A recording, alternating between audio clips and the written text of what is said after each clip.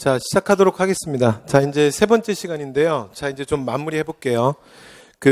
조선왕조 500년에 대한 가장 중요한, 500년 동안의 가장 중요한 국왕들에 대한 얘기를 좀 말씀을 드렸고요. 그 다음에 초기에 사실은, 조선의 시스템 정비와 관련된 똘똘한 국왕들에 대한 얘기를 제가 조금 더 시간을 좀 많이 할애해서 이런저런 얘기도 조금 하면서 좀 말씀을 드렸고, 그 다음에 이제 16세기 사화 같은 경우에는 제가 조금 더 빠르게 그냥 진행을 했어요. 그래서 빠르게 그냥 왕별로 해서 다시 한번 말씀드렸고, 그 다음에 이제 마지막 제가 시간이 허락하는 한도까지 해서 붕당 얘기를 조금만 한번 해볼게요. 그런데 붕당은 나중에 이제 어차피 또 심각하게, 근데 사실 붕당이 심각해요. 그래서 한번 하셔야 돼.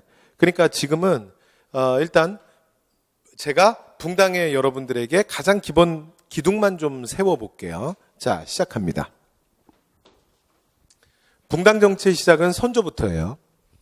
선조부터인데, 그러니까 선조를 이해하는 사실은 가장 기본 키는 선조의 출신 성분이라 그랬잖아요. 그래서 선조는 왕이 될 자격에 좀 문제가 있다 그랬지. 그래서 사실은 너무나 선조가 좀 예민했기 때문에 사실 여러 가지 좀 문제들이 야기되기도 하고요. 그 다음에 또 하나는 뭐냐면 사실은 그가 출신 성분이 좀 미천했기 때문에 좀 사실 좀 컴플렉스가 있었기 때문에 외척들이 날뛰는 건 없는 거야. 무슨 말 이해되시죠?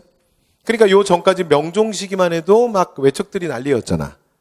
근데 이제 선조 시기가 되면 그런 부분들은 좀 일단락되면서 이제 사림의 정치가 본격적으로 시작이 됩니다. 자, 이게 선조인데요. 자, 사림들은 집권하자마자 근데 다시 둘로 나뉘어지게 돼요. 그게 어떻게 나뉘어지냐? 동인 대 서인으로 나뉘어집니다. 그러니까 사림이 집권하자마자 동인 대 서인으로 나뉘어지는데, 자, 이 나뉘어지게 되는 이유는 뭐냐면 바로 이조 전랑이 누가 될 것이냐. 이게 이제 굉장히 중요한 이슈가 된 거예요, 당시에. 그러면 왜요? 이게 왜? 이게 왜 그러냐면 명종 시기에 여러 가지, 앞에서 제가 잠깐 말씀드렸었는데 명종이 조선이 굉장히 아픈 시기, 그래서 조선의 사회적 모순이 되게 많다 그랬잖아. 이런 여러 가지 비리와 모순 속에서 농민들이 못 살겠다 그러면서 들고 일어나는 인격적인 난도 있다. 이 얘기를 제가 끝나기 전에 좀 살짝 한번 말씀드렸었죠. 그러면 이제 새롭게 시작한 선조 시대에는 이전 정치에 있었던 여러 가지 사회 모순들, 여러 가지 잔재들, 그런 것들을 해결하면서 이제 새로운 시대로 가자는 거야. 그러니까 새롭게 집권했던 선조 시기에는 사실은 이전에 척신 정치의 여러 가지 문제, 이런 것들을 좀 해결해야 되지 않냐. 그런 게 이제 굉장히 중요한 이슈가 되죠. 근데 이게 여러분 정권 바뀔 때 보면 늘 그래요. 늘. 그래서 우리가 대통령들의 사실은 안타깝게도 어두운 그림자를 보는데, 대통령들 임기 말년이 되면 여러 가지 비리 사건이니 친인척 비리든지 이렇게 생기면서 원래 그렇잖아요. 그래서 그 다음 정권 들어가고 나면 그 전 정권 때 여러 가지 이제 모순들, 비리들 이런 게 막 사실은 사실 청문회가 열리기도 하고 막 이런 것들이 있잖아요. 그렇잖아요? 그러니까 이번 정부만 좀 조용했던 것 같아. 그죠?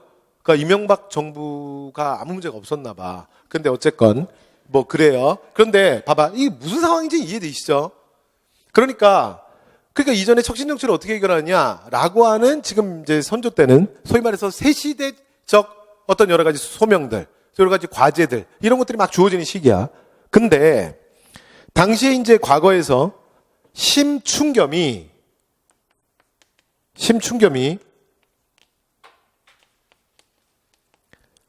과거의 장원급제예요.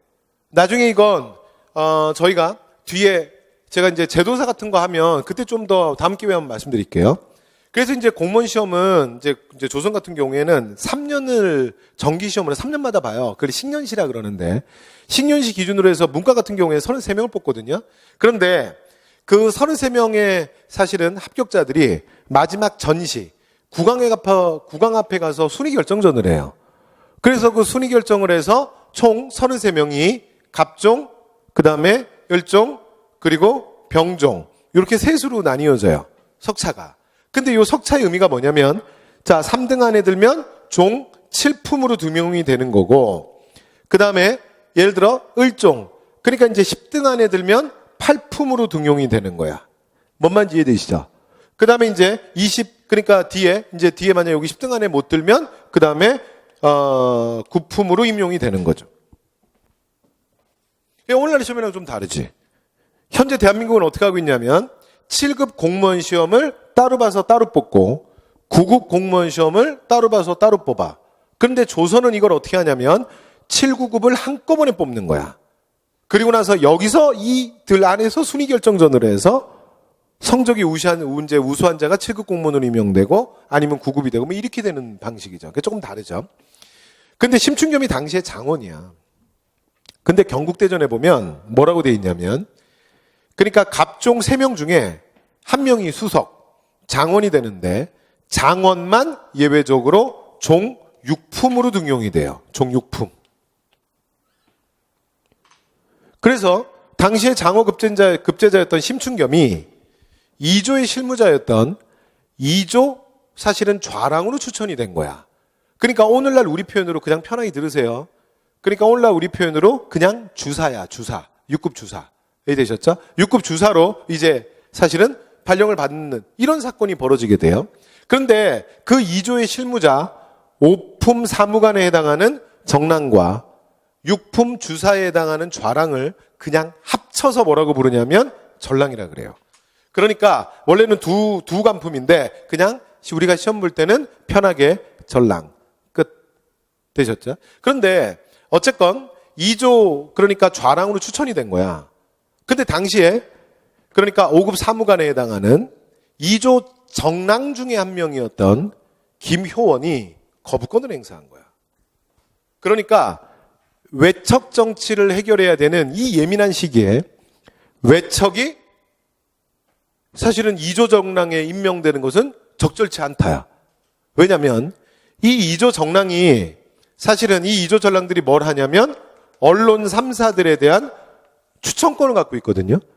근데 언론 3사 이 언간 활동은 조금 전에 앞에서 제가 성종할 때 한번 말씀드렸는데 이들이 바로 이전의 여러 가지 비리 문제를 공론화시키고 사실은 여러 가지 그걸 이제 소위 말해서 사람들이 알리는 소위 말해서 그 정치부 기자들이란 말이야. 그러니까 그 정치부 기자들에 대한 추천권을 2조 전랑이 갖고 있다고. 그런데 외척 정치를 해결해야 되는 이 예민한 시기에 심춘겸은 외척이라는 거야. 그런데 외척 정치 해결할 때 외척을 임명하면 되냐? 이러면서 거부권 행사한 거예요. 이해됐어요? 왜 외척이야? 외척입니다. 그러니까 명종 때 문제를 일으킨 건 어머니, 외가잖아요. 외가가 윤씨들이거든요. 파평 윤씨들. 근데 그거 말고 자신도 부인이 있을 거 아니야. 그래서 자신의 이번에는 외가가 아니라 처가. 그런데 여기 중전이 누구냐면 중전 심씨야. 여기가 되셨죠? 그러니까 이 심씨거든. 아까 심춘겸. 그랬더니 물론 다른 집안이긴 하지만 그래도 외척 정치에 모순이 있었던 시기에 외척 정치에 지금 여러 가지 잔재를 없애야 되는 이 예민한 시기에 아니 2조 전랑을 외척을 임명해서 되겠느냐. 그리고 김효원이 거부권 행사한 거야.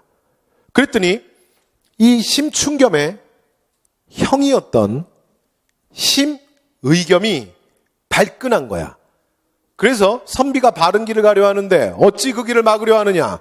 내가 이 말만은 하지 않으려고 했는데 너는 그런 말을 할 자격이 없다. 이러면서 소위 말해서 심의겸이 폭로전을 한 거야. 이게 뭐냐면 너야말로 외척이 문제가 아니라 옛날에 가장 문제를 많이 일으켰던 그러니까 비리의 온상이었던 윤원영 집의 문객이 아니었더냐 이렇게 된 거예요. 그러니까 이게 문객이 뭐야? 그게 뭐냐면요. 그냥 이런 얘기야. 내가 옛날에 봤는데 너 윤원영 집에 들락거렸잖아. 그러니까 너 윤원영이랑 뭔가 관계 있는 사람 아니야. 그러니까 너야말로 사실은 그런 말을 할 자격이 없다야. 여기까지 됐어요? 근데 이게 문제가 뭐냐면 그렇다고 해서 심의겸이 증거 자료로 CCTV 녹화 화면 이런 걸 제시한 건 아니야. 그냥 한 거야. 됐죠? 그래서 둘이 붙었어. 그런데 이 상황에 대해서 김효원의 말이 맞다. 이러면서 이제 김효원을 지지하는 그룹들을 동인이라고 부르게 돼요. 왜냐하면 당시에 김효원의 집이 경복궁의 동쪽, 동대문 바로 옆에 있었거든요. 그 다음에 심의겸은 서소문, 그러니까 오늘날에 정동에 집이 있어요. 그래서 경복궁의 서쪽이야. 그래서 심의겸을 지지하는 무리들을 서인이라고 하게 돼요. 되셨죠? 자, 이제 그럼 결론으로 갈게요. 그럼 이게 무슨 얘기냐면, 김효은을 지지했던 이 그룹은 신진사림이에요. 이게 무슨 말이냐면, 명종 시기에 공무원 생활을 해본 적이 없는 사람이야. 그러니까 이전의 척신정체 모순 공무원 비리 사건들에 대해서 굉장히 철저한 개혁을 얘기하는 강경파들인 거야. 그런데 심의겸을 지지하는 이 서인들은 특징이 뭐냐면요, 기성사림이야. 그냥 단어만 보세요. 기성사림이라는 건 무슨 뜻이냐면 이전에 공무원 생활을 했다는 얘기야. 이들이 비리의 주체는 아닌데 어쨌건 공무원이었다고. 이해돼요? 물론 하급관리더라도. 이해됐어요? 그러니까 이들은 이전에 공직 생활을 했기 때문에 위에 있는 동인들보다 비교적 온건한 개혁을 얘기하는 거야. 되세요? 이게 여러분 왜 이렇게 하는지 아시겠어요? 그러니까 김효은을 지지하는 동인들은 공직 생활을 한 적이 없잖아. 근데 고위공무원들이 이번에 여러 가지 비리 사건에 많이 연루됐대. 야, 그러면은 거기다가 또 보니까 무슨 뭐 정관 예우니 뭐니, 야, 그럼 무슨 뭐 정관 예우야, 무슨 정관 비리지. 정관 비리니 뭐니, 그래서 아주 난리도 아니야. 그러니까 이번에 우리 공직자들이 정말 거듭 새로 태어나는 모습을 보여주자. 그리고 국민들의 여러 가지 의구심이나 이런 것도 다 일소하자. 그래서 5급 사무관 이상 계좌 다 까자. 그리고 옆에 가족들, 내 부인 계좌로 옮겨놓을 수 있으니까 가족들 계좌도 다 깔아. 그래서 이번 여러 가지 비리 사건에 대해서는 정말 철저하게 조사해서 이런 일이 다시 없도록 진짜 발본색원하자. 이렇게 아주 강경한 입장에 서는 게 동인이야. 근데 이제 이들은 이렇게 말할 수 있는 게, 여러분 생각을 해봐요. 이때 공무원 생활을 한 적이 없잖아. 아니, 공무원 생활 안 했는데 어떻게 공직자 비리 연루가 돼? 그런데 이들은 다르다니까. 이들은 비리의 주체는 아니지만 그래도 공직 생활을 했잖아. 털어서 먼지 안 나는 사람 어딨어? 그리고 생각해보니까 옛날에 내가 윤원영이랑 밥 한 번 먹은 것 같아. 그때 먹었는데 뭘 먹었더라? 그때 뭘 먹었는지 모르겠는데 그때 밥값이 좀 많이 나왔어. 137만 원 나왔는데 어디서 먹었더라? 누가 냈더라? 아니, 무슨 말인지 알겠어요? 예를 들어 이렇게 막 이렇게 엮이기 시작하면, 그리고 지난번에 내가 별건 아닌데 나 상품권 한번 받은 적 있는데 그냥 고맙다고 형이라 그래서 준 건데, 근데 그게 문제가 될까? 저 좀 보세요. 이들은 지금 기성사림이잖아. 야, 고문이 무슨 죄인이냐? 니들이 생각하는 것처럼 그런 식으로 하면 무슨 어떻게 업무를 봐? 어떻게 민원인을 만나고? 이해되시죠? 그러니까 이들은 원래 공무원이었기 때문에 개혁을 하는 건 맞는데 이렇게 너무 이렇게 심하게 공무원들을 마침 죄인 취급하면 안 된다는 거지. 그래서 비교적 온건한 개혁이야. 여기까지 이해되신 거죠? 자, 그러면 여기서 제가 붕당의 원칙 2가지를 말씀드릴게요. 다음번에 나머지는 소개하도록 하고, 지금부터 제가 붕당의 룰을 2개를 말씀드릴 건데, 지금부터 말씀드리는 붕당의 2개의 룰은 예외가 없어요. 항상 적용됩니다. 그리고 간단하니까 간단하게 메모하시면 되고, 아니면 지금 외워버리시면 돼요. 시작해 볼게요. 첫 번째, 붕당이 분당될 땐, 붕당이 나뉘어질 땐 항상 집권했을 때만 나뉘어진다. 이게 첫 번째야. 예외가 없습니다. 2번째 갈게요. 그 붕당이 분당, 둘로 나뉘어지잖아요. 그러면 무조건 하나가 강경파고 하나가 온건파입니다. 그래서 붕당이 나뉘어질 땐 무조건 하나가 강경이고 하나가 온건이야. 이것도 예외가 없어요. 그리고 저랑 수업을 하시면 저는 수업이 끝날 때까지 항상 판서를 할 때 강경을 항상 위로 올리고 온건을 밑으로 내리겠습니다. 그럼 시험 때도 그러나요? 아니요. 그런데 그러라는 법칙은 없는데 실제 시험도요, 대부분 이렇게 붕당을 보여줄 때는 강경파를 위에 올리는 게 일반적이긴 해요. 그런데 출제자가 꼭 그럴 필요는 없습니다. 되셨죠? 네. 자, 그럼 가볼게요. 그럼 봐봐. 여러분, 살인이 이전에 등장을 했다고는 하는데 그러면 살인이 집권한 건 언제야? 선조지. 왜냐하면 선조 때 나눠졌잖아. 그죠? 그럼 두 번째, 나눠졌으면 누가 강경파야? 동인. 누가 온건파야? 서인. 한 번만 더 갈게요. 그러면 동인과 서인 중에 누가 집권한 거야? 나누어진다면 누가 집권한 거야? 그렇지. 무조건 동인이지. 왜? 동인이 북인과 남인으로 나눠졌잖아. 그러니까 동인이 집권한 거지. 여기까지 이해됐죠? 그러면 동인이 집권한 상태에서 이번에는 남인과 북인으로 나뉘어져요. 그 이유는 뭐냐면 정여립 모반 사건, 이게 이제 영모 사건이거든요. 그리고 그 영모 사건을 조사하는 과정 속에서 당시에 서인 정철이 수사관으로서 칼을 너무 많이 휘둘러요. 그래서 서인 정철 얘기는 제가 다음에 한번 말씀드릴게요. 오늘은 그냥 가볍게 넘어갈게요. 이 정여립이라고 하는 사람이 사실은 이 정여립 모반 사건이 왜 터지는 거냐면 정여립의 사실은 너무나 위험한 사상과 사실은 부적절한 행동 때문이야. 그런데 문제는 정여립은 원래 서인이거든, 사실은. 이게 율곡의 제자거든. 그런데 집권여당이 동인이 된 다음에 정여립이 동인이랑 주로 많이 어울렸다고. 그러다 영모 사건이 나중에 터진 거야. 그러니까 이제 당시에 정권을 갖고 있었던 동인 입장에서는 정여립을 보니까 사실 원래 우리 붕당도 아니고, 그 다음에 영모 사건이고 영모를 엮기 시작하면 끝도 없거든. 그러니까 적당히 조사하다가 그냥 적당히 끝낸 거지. 뭐 별로 조사할 것도 없고. 왜냐면 이게 전주에서 반란을 일으켰다. 영모를 도모한다. 그래서 반란군이 내려가는데 정여립과 그의 아들이 죽도로 피신한 다음에 둘이 같이 목을 매요. 그래서 이게 실제로 주동자를 국문조차 열 수 없는 거야. 왜냐면 이미 다 자살을 해버렸잖아. 그러니까 동인들이 보니까 뭐 별로 조사할 것도 없고. 그래서 이제 이 사건을 덮으려고 했는데 그냥 적당히 끝내려고 그랬는데 선조가 굉장히 예민한 사람이야. 그래서 선조가 보니까 얘네들이 수사의 의지가 없는 거야. 그래서 야, 니들 뭐 숨기는 거 있지? 너희들은 수사에서 손을 떼라. 그리고 내가 전설의 수사관을 하나 알고 있다야. 타협을 모르는 열혈 수사관. 그래서 이제 사실은 선조가 생각해낸 사람이 정철이에요. 그래서 여러분이 알고 있는 관동별곡, 송미인곡, 삼미인곡, 그 아름다운 가사 문학, 한글 가사 문학의 송강정철 있잖아. 그 사람이야. 그래서 원래 정철은 명종의 친구야. 그래서 명종이 어릴 때부터 친구였고, 그 다음에 이제 되게 믿는 사람 중에 하나라고. 근데 사실은 이제 나중에 명종과 사이가 안 좋아져서 멀리 사실은 튕겨져 나가는데, 근데 이제 선조가 이 정철의 성격이 보통이 아니거든.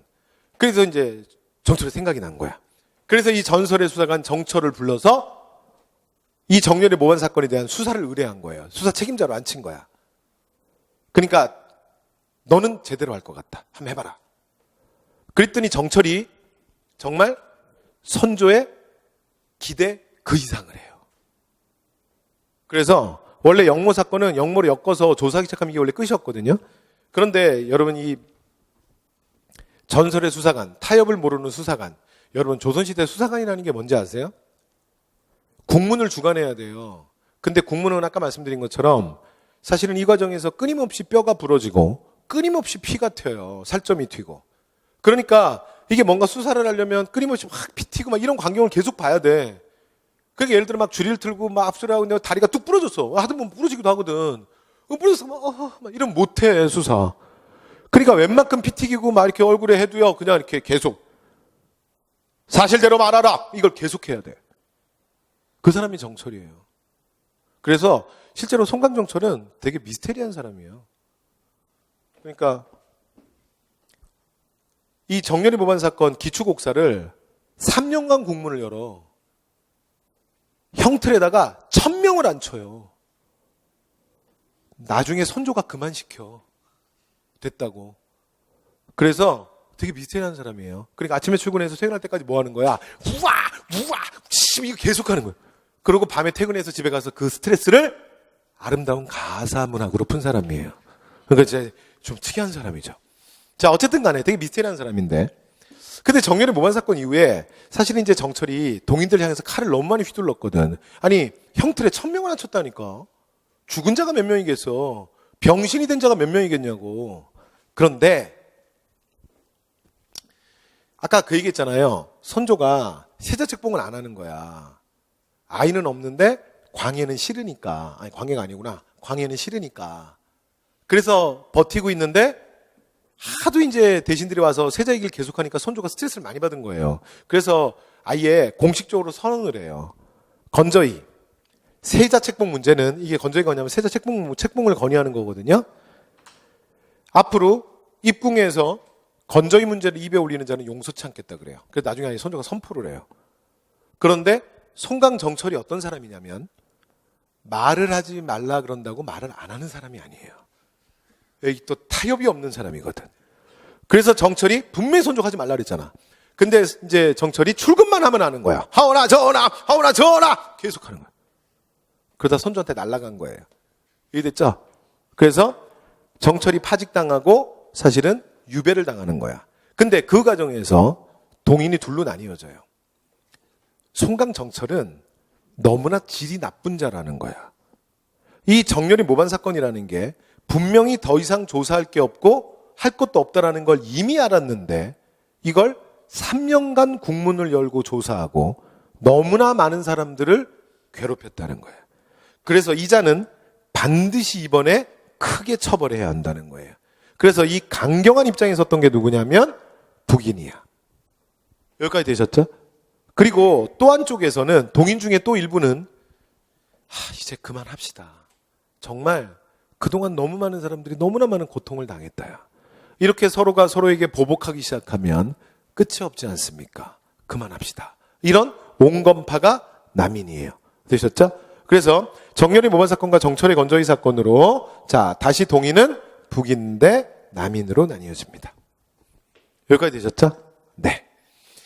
자, 제가 지금 말씀드린 게 정치적 견해들이고요. 근데 실제로는 이 붕당은 학풍이 또 있다 그랬잖아. 그래서 실제로 학풍은 또 어떻게 되냐면요.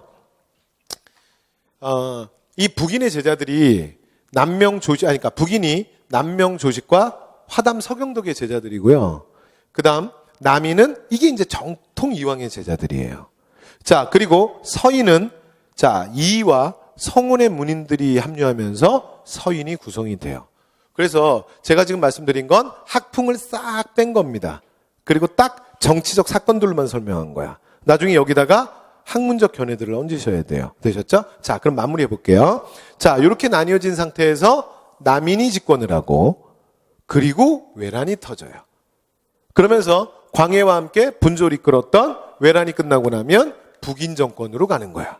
그리고 이 상태에서 선조가 갑자기 죽으면서 광해가 왕위에 올라요. 되셨나요? 자, 그러면 이제 우리는 어디로 갈 거냐면 17세기로 갈게요. 17세기. 자, 17세기 광해인데 17세기 광해는 북인 정권이라 그랬죠? 자, 그리고 전후복구, 중리배교, 개추곡사. 자, 이 과정에서 결국 서인이 주도했던 인조반정이 일어나면서 쫓겨나게 됩니다. 되셨어요? 근데 여기서 제가 다른 건 됐고 요것만 좀 설명하고 갈게요. 자, 광해군은 외란 이후왕이기 때문에 전후복구하고 그 다음에 후금, 청과의 사이에서 신중한 중립외교를 했다. 요 얘기를 제가 조금 전에 우리가 좀 하고 갔잖아. 그죠? 이게 또 할 필요 없죠. 그러면 얘만 얘기할게요. 개추국사라는 게 뭐냐면 일명 폐모살제 사건이라고 하는데 이 사건이 왜 일어나게 되냐면 외란이 끝나고 나서 선조의 부인이었던 중전 박씨가 죽어요. 그런데 중전 박씨는 조금 아까 말씀드렸지만 그 아이를 못 갖는 여자잖아. 그쵸? 그래서 이제 많은 또 뭐 아픔이 있었겠죠. 조선의 왕후가 아이를 못 가지면 그 스트레스가 얼마나 대단했겠어요. 그런데 사실은 그 후궁소생의 아이들이 있잖아요. 근데 중전 박씨는 어릴 때부터 광해를 되게 이뻐했어요.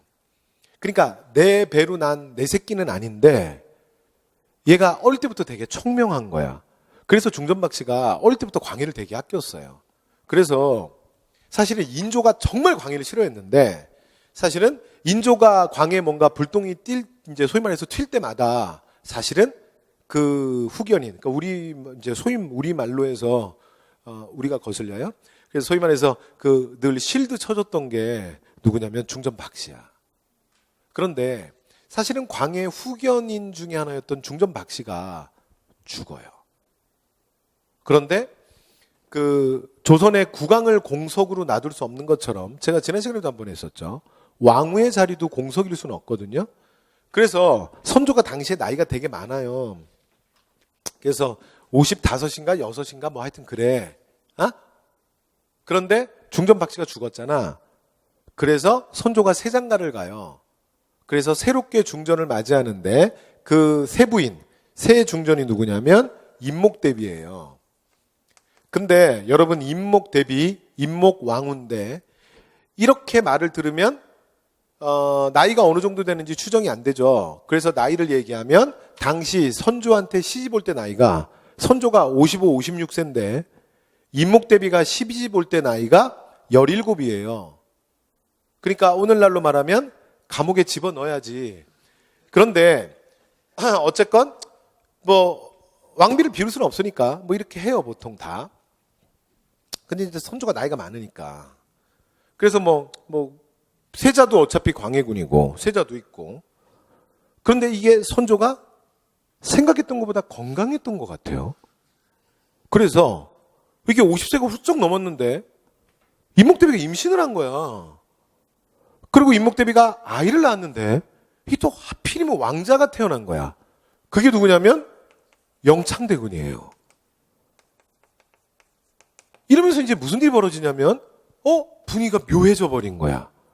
왜냐면 지금 보시는 것처럼 광해군은 정신소생의 자신이 아니거든. 광해군의 어머니는 공빈김씨, 후궁이라고. 그런데 원래 본처는 아니고 세부인이지만 임목대비는 어쨌거나 사실은 중전이거든. 정식 부인이거든. 그러니까 여기서 태어난 자가 그래서 대군이잖아 지금. 여기가 정통성 있는 거 아니야. 근데 문제는 선조가 광해를 또 너무 싫어해. 그러니까 광해는 실제로 만약에 선조가 조금만 더 살았으면 왕위에 즉위하지 못했을 수도 있어요. 그런데 영창대군이 이제 태어나고 나서 얼마 안 돼서 선조가 죽어요. 자, 그런데 영창은 당시 나이가 너무 어렸다고. 그리고 세자가 있었잖아. 그래서 광해가 국왕으로 즉위하는 거야. 여기까지 되시죠? 그런데 이제 문제는 이후에 사실은 특히 북인 정권, 광해를 지지했던 북인 정권은 영창대군을 그냥 놔둘 수는 없죠. 여러분, 왕의 형제들이 그 조선조병에 보면 영모 사건 엮일 때 보면 왕의 형제들이 왕족들이 왜 이렇게 많이 죽어나가는지 아세요? 항상 그 왕의 형제들은 그 왕의 대체제잖아. 나의 대체제 아니야. 그러니까 내가 어떤 일이 생겼을 때 대체제로 세울 수 있는 자잖아. 그러니까 끊임없이 영모니 뭐니 이런 여러 가지 사건들이 연루될 수밖에 없어. 그런데 이 경우는요, 생각을 해보세요. 지금은 영창대군이 7살이야. 근데 문제는 이 사람이 7살이 머물러 있겠냐고. 시간이 지나면 그가 성인이 돼서 20이 될 거 아니야. 30이 될 거고 40살이 될 거 아니야. 이러면 얘기가 달라지지. 왜냐하면 왕위의 계승, 그러니까 정통성은 여기에 있으니까. 그래서 결국은 광해군 때 북인 정권이 영창대군을 죽이고 임목대비를 유폐시키는 사건이 터지게 돼요. 그 사건이 바로 뭐냐면 폐모살제야.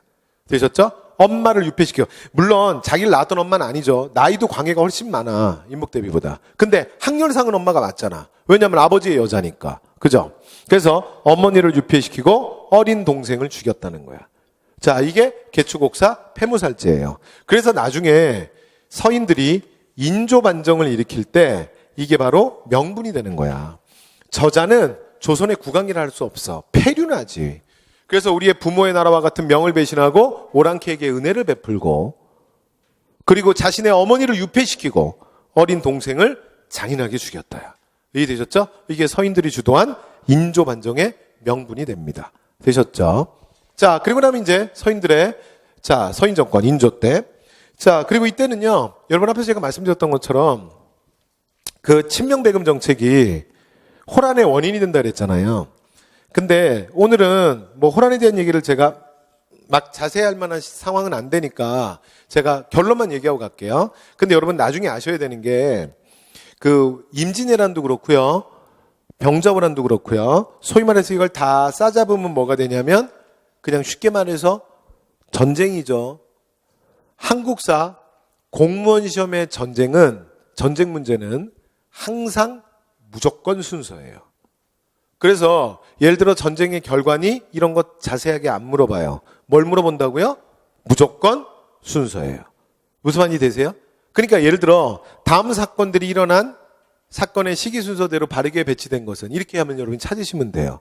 그러니까 예를 들어 기역 이괄해난, 니은 청해건국, 그 다음에 디귿 정묘오란, 리을 병자오란. 그럼 순서 맞출 수 있겠어? 이게 맞추는 게 기본이라고요. 이해되셨죠? 네. 자, 그래서 인조 때 얘기 병자오란 말씀 다 드렸고요. 그 다음에 효종. 효종 때 서인이 책임지고 물러나는 게 아니라 그 다음에 어떻게 한다고요? 북벌론. 오랑캐는 나쁜 놈들이고 복수해야 된다. 근데 여러분 북벌은 되게 기만적이라 그랬잖아요. 그래서 실제로는 북벌할 생각 없어요. 됐죠? 그래서 원래 독재 정권의 가장 기본, 그러니까 동서고금을 막론하고 항상 가장 많이 하는 방법이 뭐냐면요. 지금이라도 곧 전쟁 날 것 같은 분위기 만드는 거야. 그게 원래 독재의 기본 폼이에요. 이건 너무 많이 써먹는 거야. 동서고금을 막론하고. 뭐 우리나라뿐만 아니라 전 세계적으로 다 하는 거예요. 그러면서 뭐라고 얘기하냐면 자신의 정치적 정적. 그러니까 자신의 의견에 반대하는 그룹들의 입을 다 틀어막는 거야. 지금 국군이 이렇게 기울고 있는 상태에서 너는 너의 정치적 이익을 말할 거냐. 입을 다물어라. 그러면 이제 입을 싹 다 다물게 만드는 거지. 이해되시죠? 그래서 지금이라도 곧 전쟁 날 것 같은 분위기 만들면서 서인 정권을 강화시켜요. 그래서 북벌을 위해서 만들었다라는 이 군영들, 소위 말해서 이게 이제 나중에 5군영의 기본이 되는데 이 군영들은 대부분 다 서인에 사병화돼요. 되셨죠? 네. 그리고 이건 우리가 고려 때 배웠던 자주도 아니에요. 숙명보은이야. 명나라를 숭배하고 은혜에 보답하는 거야. 우리가 북벌 청이랑 왜 싸워야 되는지 알아? 부모의 원수니까. 부모의 원수는 누가 갚는 거야? 자식이 갚는 거잖아. 그래서 뭐라고요? 명나라를 대신해서 청을 정벌해야 된다고. 이해되시죠? 그래서 자, 서인의 북벌론은 되게 기만적이죠. 실제로 북벌할 생각 없어요. 그래서 여러분 요거 알아두셔야 돼요. 임경업 있잖아. 우리가 외란의 대표라 그러면 뭐라고 얘기해? 외란의 대표. 이순신이잖아요. 그러면 호란의 대표는 누구야? 그렇지. 의주의 백마산성의 임경업 아닙니까? 그런데 여러분 이거 올해도 시험에 나왔어. 올해야 작년이야? 작년이구나. 이 조심하셔야 되는 게 임경업 있잖아요. 임경업. 북벌의 사실은 효종 때 북벌의 가장 주동자가 누구야? 바로 호란 이후 임경업이 아니에요. 그래서 여기에 북벌의 가장 주도가 누구냐면 우암 송시열과 같은 서인들이고요. 그 다음에 사실은 북벌의 본영을 우리가 어영청이라고 그러거든요. 그게 어영청이라는 부대가 있는데 거기에 사실은 전체 총사령관, 그러니까 장수가 누구냐면 이완이에요. 이완. 그래서 이완이라는 장수를 중심으로 북벌론을 추진하는 거야. 그러면 우리가 제일 잘 알고 있는 그 호란 때 임경업은 어디 갔을까? 임경업은 어떻게 되냐면요. 제거당하는 거예요. 왜 임경업이 제거당하냐면 임경업은 여러분 서인 정권이 사실은 이게 정치적 이슈였던 거지. 효종이나 실제로 북벌을 하려던 장수가들이 진짜 있어요. 그 대표적인 게 임경업이야. 임경업은 진짜 북벌하려고 했던 거야. 그래서 서인들이 정치적으로 제거하는 거야. 이해되시죠? 효종도 마찬가지야. 효종은 사실은 그렇게 아주 정치적인 인물이 못 돼요. 효종은 굉장히 내성적이고 그 다음에 실제로 이렇게 어떤 정치적 발언 이런 걸 잘 못하는 스타일이에요. 그래서 효종도요 진짜 북벌하려고 했던 거예요. 되셨죠? 그래서 효종은 어떻게 했냐면 하루에 식사도 두 끼만 먹고 그 다음에 보통 왕들이 후궁들이 많잖아요. 그런데 효종은 어떻게 했냐면 여자들과 잠자리도 멀리했어요. 그래서 내가 이 복수를 이루기 전엔 함부로 쉽게 마음을 풀어서는 안 된다고 생각했어요. 자, 그러다가 효종은 좀 빨리 죽어요. 이해되셨죠? 자, 이게 효종 때 서인의 북벌이에요. 자, 그 다음 갑니다. 근데 이제 효종이 죽었는데, 자, 요게 이제 제가 좀 이따 말씀드릴게요. 라고 얘기했던 이제 예송으로 갈게요. 이 예송은 시험에 잘 나오거든요. 그런데, 약간 좀 까다로운 얘기도 좀 있는데, 제가 최대한 그냥 편하게 해볼 테니까 편하게 듣는 정도로 오늘은 마무리 하시죠. 자, 이렇게 되는 거야. 효종이 죽었어. 효종이 죽었는데, 그럼 효종이 갑자기 즉위를 했죠? 근데 아까 말씀드렸던 인조의 계비였던 자이대비 조대비가 당시에 살아있었어. 왜 조대비가 문제가 되냐면 조대비가 왕실의 가장 어른이거든. 그러니까 왕실의 가장 어른이었던 조대비가 당시 효종의 죽음에 대해서 상복을 몇 년 입을 거냐야. 그런데 조선에 이게 지금 국왕이 죽은 거잖아. 그러니까 남인들은 야, 왕이 죽었는데 무슨 상복을 몇 년 입느냐는 얘기를 왜 하냐는 거야. 그랬더니 서인들, 여기 이제 서인의 대표가 누구냐면 우암 송시열인데, 우암 송시열을 비롯한 서인들은 뭐라고 얘기하는 거냐면, 효종은 장자가 아니라 중자, 차자지 않냐. 이게 무슨 얘기냐면요. 원래 효종의 형이 있어요. 소현세자. 근데 소현세자는 사실 의문의 죽음을 당하거든. 그러니까 소현세자의 죽음도 여러 가지 사실은 정치적 역학관계가 있는데 이런 얘기는 다음번에 한번 말씀드릴게요. 어쨌건 간에 소현세자 죽거든. 이거 둘째 아들이라고. 그러니까 지금 서인들이 뭐라고 얘기하냐면 아니 어떤 사대부가에 이런 예법이 있냐야. 장자와 차자는 그래서 상복을 입는 예를 한 단계 낮추는 것이 맞다라는 거지. 그러니까 몇 년을 입으면 된다? 그냥 상복은 1년을 입으면 된다야. 그랬더니 남인들이 발끈한 거지. 아니 이런 불충이 어딨어. 어디 국왕에다가 갖다 대고서는 장자니 차자니 이런 얘기를 하냐는 거야. 그러니까 당연히 왕위를 계승했으면 정통성을 인정받아야지. 아니 왕이 죽었는데 무조건 3년상이지. 이렇게 되는 거예요. 이게 1차 해성 기회해성이야. 두 번째. 자, 그래서 결론은 누가 이기냐면 아까 결론 미리 했죠. 서인이 이긴 거야. 그래서 계속 서인 정권이야. 그런데 이번에 유사 사건이 터져. 자, 17년, 그러니까 15년 있다가 무슨 사건이 터지냐면 이번에는 효종의 당시 현종의 어머니 인선왕후가 죽어요. 그러니까 인선대비가 죽은 거야, 대왕대비. 그런데 그러니까 여기 이제 인선대비가 죽었는데 그 위에 대왕대비, 조대비. 아까 이 할머니 기억나? 아이쭈 살아있어.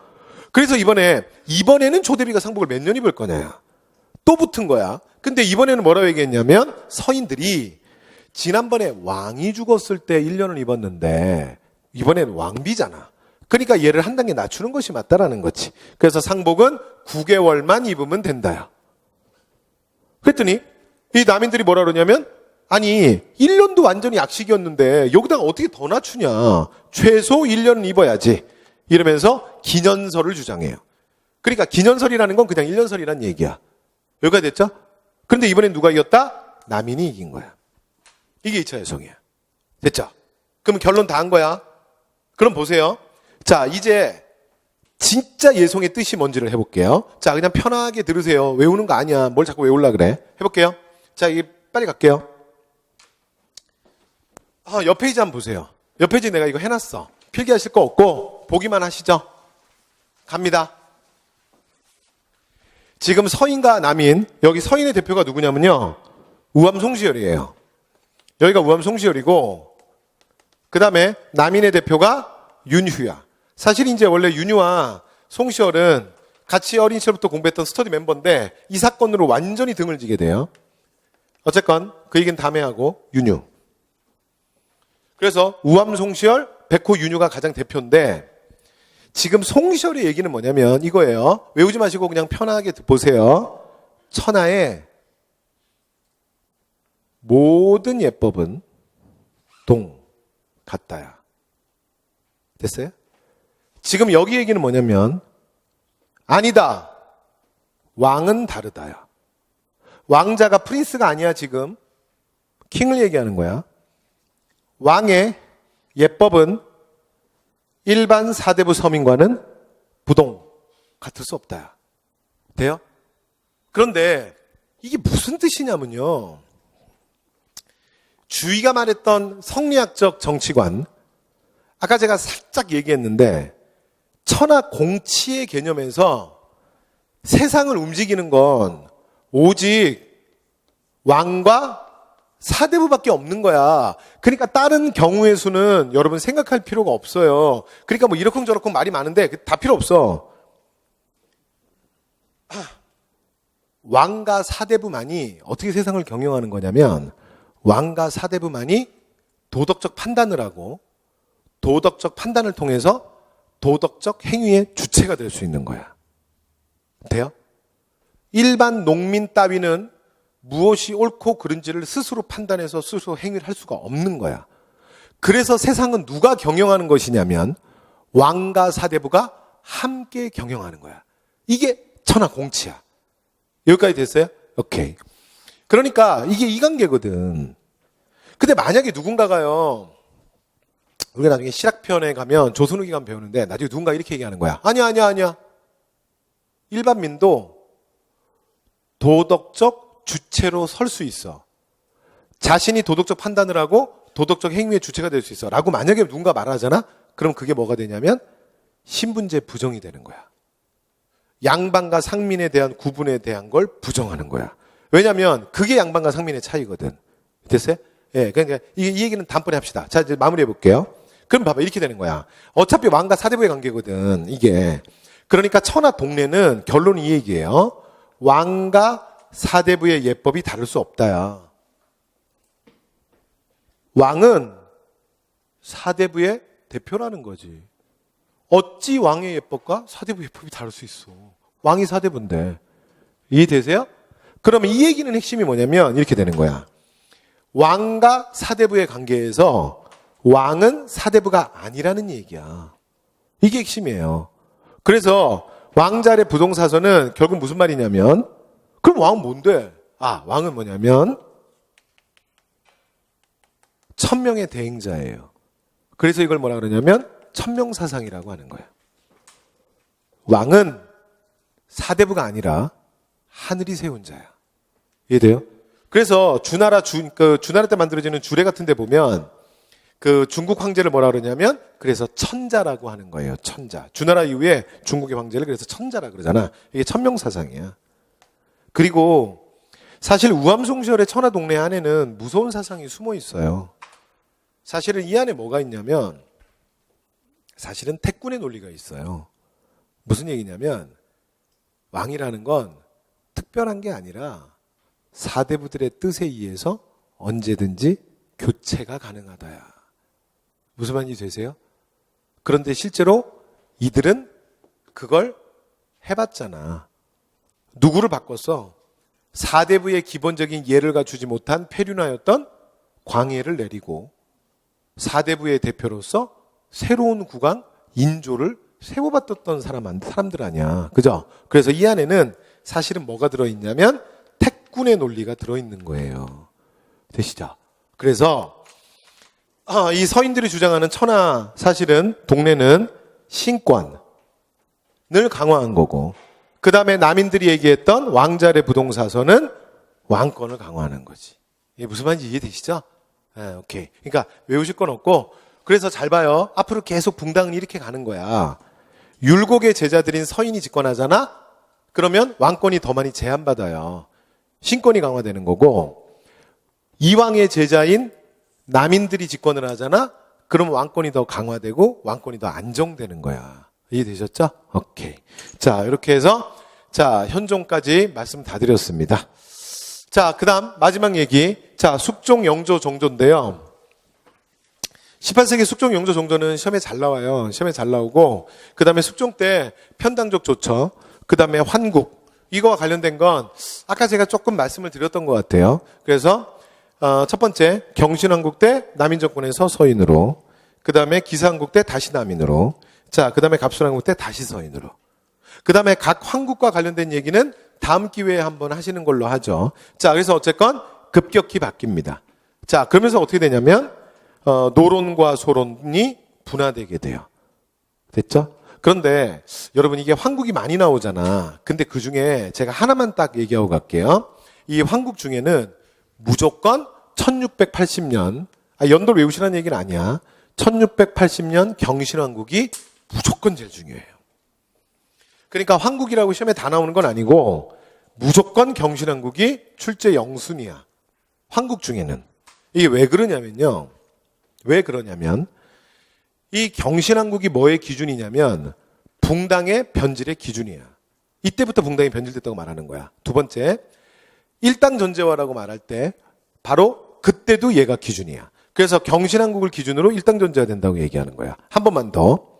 노소론의 분화라고 얘기할 때도 이때 기준이 뭐냐면 갑술왕국이 아니라 경신왕국이야. 되셨죠? 그래서 경신왕국이 너무나 중요한 붕당사의 굉장히 중요한 터닝 포인트야. 얘가 기준선이기 때문에 자, 얘는 하나 눈도장 찍어두세요. 되셨죠? 자, 이러면서 이제 붕당의 싸움이 너무 심화되게 되죠. 되시죠? 자, 그다음에 이제 노소론, 경신왕국 이후에 노소론의 분화는 이렇게 돼요. 노론은 남인에 대해서 아주 강경한 입장이에요. 이해학풍을 계승하고 사실은 송시열의 제자들이지. 됐죠? 그래서 아주 강경한 입장에 섰던 게 노론이야. 그러면 소론은 뭐냐? 남인 처벌 문제에 있어서 남인 역모 사건, 경신왕국이 남인 역모 사건이거든요. 그래서 역모 사건에 대한 남인 처벌 문제에 있어서 비교적 온건한 그룹이에요.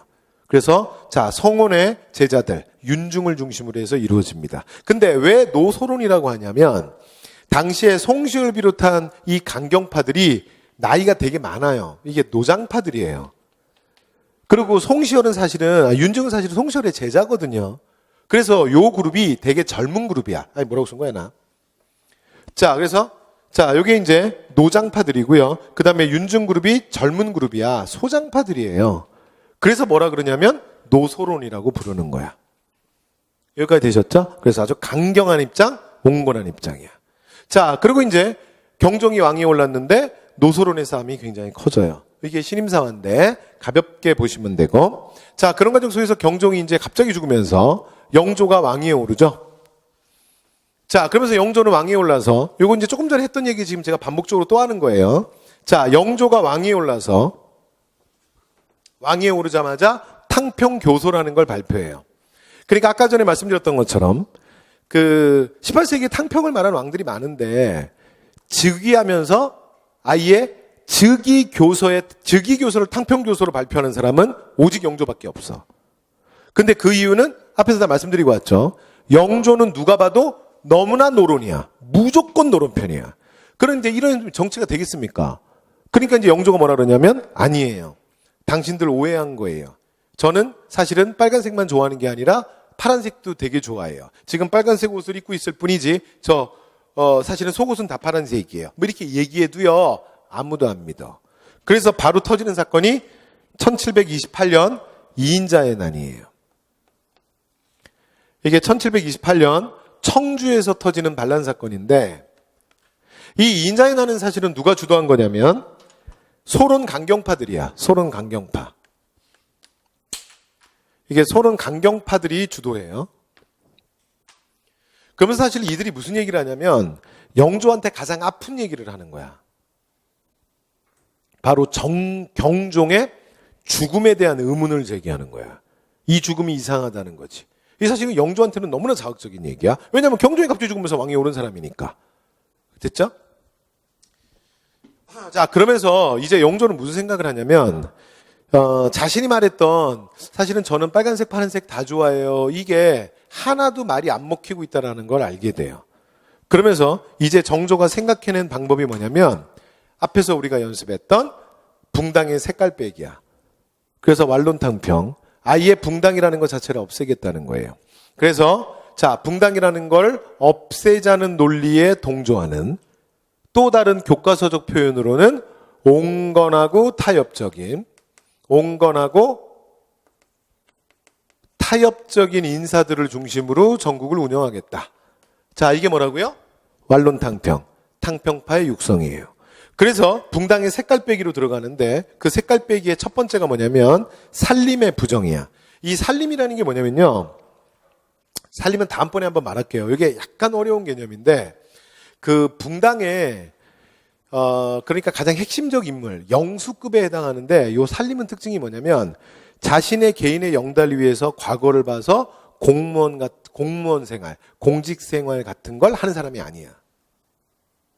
근데 실제로 남송 때 주위가 약간 그렇게 살았거든? 그러니까 조선의 사대부들이 사실은 이제 그걸 좀 흉내내는 거예요. 됐죠? 자, 그래서, 자, 완론탕평, 부드러운 탕평. 그러면서 붕당의 가장 대표격 되는 이런 살림들을 다 부정해요. 자, 그리고 붕당의 근거지가 되는 걸 봤더니 서원인 거야. 서원이 원래 교육과 제사를 지내는 곳이거든요. 그런데 각 지역에 보니까 이 서원들이 붕당의 근거지가 되는 거야. 그러니까 니들의 아지트를 밀어버리겠다는 거죠. 그래서 서원을 철폐해요. 근데 나중에 여러분 공부해 보시면 이 서원 철폐가 조선의 서원 철폐는 시험에 나오면 무조건 2번 중에 하나야. 가장 유명한 서원 철폐는 사실은 대원군의 서원 철폐예요. 흥선대원군 이하응의. 근데 그거 말고 서원을 대대적으로 밀었던 게 한 번 더 있는데 그게 언제냐면 영조 때야. 됐죠? 이게 완론탕평을 시행하는 과정이에요. 그 다음에 하나 더. 자, 이조전랑의 권한을 약화시키는데 이 이조전랑이 사실은 이 언론 3사로 들어가는 관리들에 대한 추천권을 갖고 있잖아요. 그러니까 2조 전랑과 언론 3사. 사실은 이들이 여러 가지 정치적 비리를 얘기하고 정치의 균형을 맞추고 그다음에 공론을 예를 들어 뭐 만들어내고 여론을 조성하고 이런 역할을 하는 게 아니라 나중에 봤더니 자신 붕당의 이익을 챙기는 붕당의 천병 역할을 하더라는 거야. 그래서 2조 전랑의 권한을 약화시켜요. 되셨죠? 자, 이렇게 완론탕평에 대한 얘기를 하나 했고요. 그 다음에 영조에서 맨날 시험에 나오는 게 뭐냐면 균역법의 시행이에요. 그래서 이 조선 후기가 되면 여러분 군대 갔다 오셨죠? 조선은 16세기 중종 이후에 군역이 문란해지면서 이게 어떻게 바뀌냐면요. 야, 군대 오지 마. 대신에 당신들 밖에 있어도 아르바이트 해도 돈은 벌잖아. 그래서 군대 안 오는 대신에 양인 장정 한 명당 3천만 원. 그래서 3천만 원씩 내라. 이렇게 바뀌거든요. 그게 뭐냐면 군적 수포제야. 그래서 조선 후기가 되면 농민들은 군대를 안 와도 되고요. 대신에 어떻게 하냐면 1년에 군포를 2필씩 납부하면 돼요. 근데 이러면서 경제적 부담이 커지고 여러 가지 비리가 많아졌거든요. 그래서 그 군포에 대한 부담을 완화시키기 위해서 1750년 영조는 어떻게 했냐면 이 2필이던 군포를 한 필로 감소시켜줘요. 그래서 군역의 부담을 줄여주는 거야. 이걸 균역법이라고 해요. 여기까지 되셨죠? 오케이. 자, 그다음 갑니다. 자, 그리고 이제 옆으로 넘어와서 이제 정조예요. 정조. 자, 정조는 영조의 손자잖아. 손자. 그죠? 그래서 정조의 왕권 강화는 줄론탕평인데 탕평은 준엄한 탕평. 요건 앞에서 다 연습했죠. 옳고 그름을 명명백백히 밝히는 거야. 시비를 정확하게 밝히는 거예요. 자, 그런데 이 정조의 왕권 강화 정책에서 가장 핵심이 뭐냐면 핵심 키워드를 먼저 잡아놨어요.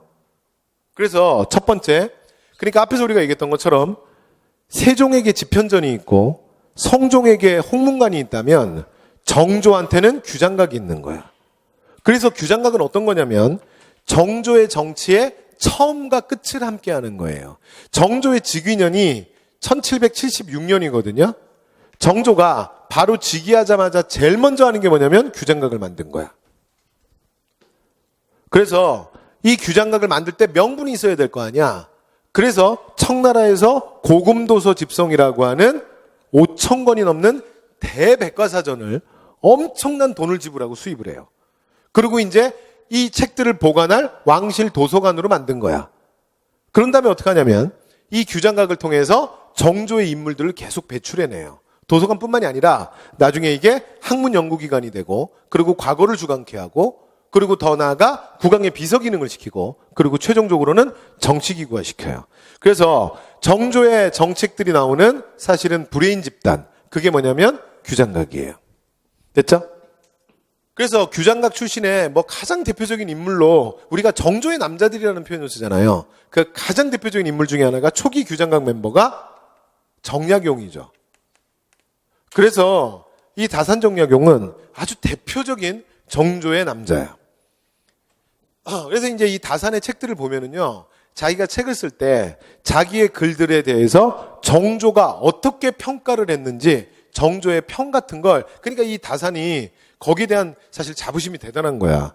그러니까 내가 얘기했던 이 얘기들을 사실은 정조대왕이 이렇게 평가했다. 그러면서 정조의 그 얘기들, 글들을 앞에 많이 또 그 다산의 글들에 보면 정조 얘기들이 많이 나와요. 어쨌건 대표적인 정조의 남자죠. 그 다음에 두 번째, 장룡영. 장룡영은 뭐냐면 원래 국왕의 호위무사 10명입니다. 여기서 또 한 명의 정조의 남자가 등장하는데 이게 누구냐면 18세기 당대 최고의 무인이었다 그래요. 하여튼 1대1로는 상대가 없었다 그래. 그 백동수라고 하는 무사를 하나 발탁을 해요. 그래서 백동수를 중심으로 해서 사실은 장룡위라고 한 100명 정도의 하여튼 초절정 무림 고수들 다 모은 거야. 그리고 이 상태에서 부대를 더 확대해서 이걸 2만 명까지 확대시켜요. 그러면서 이 장룡영을 통해서 조선 후기 부대들인 오군영을 다 장악해요. 되셨죠? 그래서 정조의 힘이 바깥으로 뻗치는 게 뭐야? 장룡영이에요. 되셨죠? 그리고 여기서는 편하게 그냥 들으세요. 만약에 어떤 국왕이요, 군대와 관련된 어떤 기구를 만들었다. 이걸 우리가 중요하게 이렇게 외우잖아요. 그러면 무조건 행간의 의미를 같이 읽는 거야. 그 행간의 의미가 뭐냐면 그 국왕 때 그 국왕이 병권을 장악했다는 얘기야. 그럼 잘 생각해봐. 국왕이 병권을 장악하면 왕권이 강하겠어요? 약하겠어요? 강하겠죠. 그러니까 법흥왕이 병부를 설치했대. 그러면 그 팩트도 기억하지만 행간을 읽어줘야 돼. 그럼 뜻이 뭐야? 법흥왕이 어떻게 했다는 얘기야? 병권을 다 틀어잡은 거야. 그럼 법흥왕 왕권 강했겠어? 약했겠어? 무조건 강한 거지. 신문왕이 중앙군을 구서당, 지방군을 십정으로 편제했대. 그럼 행간은 뭐야? 신문왕이 군권을 다 장하겠다는 얘기야. 이게 무슨 말인지 아시겠죠? 오케이. 자, 그래서 똑같은 거예요. 자, 그 다음에 초기문신제를 통해서 초월적 군주로 군림하고요. 그 다음에 자신의 이상을 펼칠 수원에다가 화성을 축조합니다. 되셨죠? 그래서 정조의 왕권 강화들의 키워드들을 한번 뽑아봤고요. 그 다음에 시간 순서는 이렇게 돼요. 자, 규장각을 설치하고 척신세력 제거하고 그 다음에 신의 통공이라는 게 나오는데 여러분 요것만 얘기할게요. 나머지 정조의 좀 깊은 얘기들은 다음번 기회에 한번 하도록 하고 요것만 얘기할게요. 이게 이제 거의 마지막 얘기야. 보세요. 이게 1791년인데 이게 신의 통공이라는 게 뭐냐면 결론만 얘기할게요. 신해년에 발표한 통공정책이야. 그럼 그게 뭔 소리니?